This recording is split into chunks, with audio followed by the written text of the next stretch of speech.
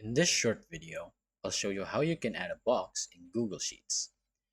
First, go ahead and go to the Insert tab up here.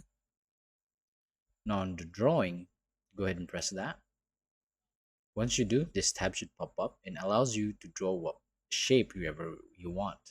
So I'll go ahead and go to Shapes, this one, and press a square right here.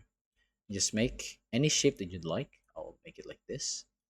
While you're in here, you can actually add some more text into this, like something like type in like this. I'll type in hello, like that. You can even change its color, I suppose, like this, using the fill tab. And once you've done, go ahead and save and close. And that should add it straight to the spreadsheet like this. There you go. Now you know how you can add a box in Google Sheets. You can watch this playlist if you ever get stuck with this problem.